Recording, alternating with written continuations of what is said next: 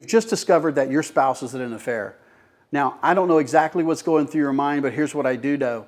There are probably thoughts stepping on top of each other of why, of what, anger, frustration, hurt, all of these emotions coming together in one place. And if you don't get a hold of them right now, you feel like you're going to actually lose your mind. I've heard scores of people tell this to me. Well, I want you to know there's hope.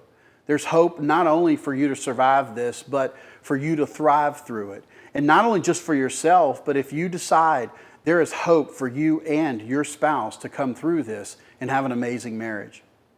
One of the first things you want to do, though, is push the pause button and take a breath. You see, there is nothing that can be done right at this moment that is going to bring any real resolution or really healing towards you guys becoming reconciled. In fact, many times what we do in haste, where we hurry to do things, it brings greater pain or causes more repercussions and collateral damage among the place. So I'm encouraging you right now to pause, take a breath. Don't allow the speculation and fantasy to run wild in the creative aspect of your mind. Push away maybe the information you've discovered. Set it away from you. Don't look at it. Don't dwell on it. Find something to distract your mind for a minute. You say, why, Jim? Well, that's a good question. And the why behind it is this. It's because the more you think about it, most likely the more you'll create your mad. Now, it's not like we're going to put it out of our mind and sweep it under the rug, rather, but it's one of those kind of things that you don't have to address this second. In fact, you're going to be better to pause, get your emotions under control, get your mind under control, and then choose a time for the confrontation. So I want to encourage you, push that pause button and slow down a little bit. Also, I want to encourage you to remind yourself a few things. Number one, you are not alone. Although it may feel that way right now, there are people around you who love you and care for you and will be there for you. Not only that, we at Marriage Helper are here for you. We have coaches, client representatives, admins. We have all kinds of folks standing ready and willing to help you through this. Not only that, we have a workshop where we've had almost 250,000 people who have gone through a version of it. And our success rate right now is 77%. So we want you to know that we're with you, there are family with you, and there are plenty of couples who are dreaming and believing with you as well to go through this thing and thrive in it. Not only are you not alone, but you need to remind yourself this is not the end. No matter what happens in this situation, what I'm telling you is you're going to be okay. It doesn't feel that way right now. You can't see a way out right now, but here's what I want to tell you. Listen closely. You're going to be okay. What if he or she never comes home? You're going to be okay. What if people find out? You're going to be okay.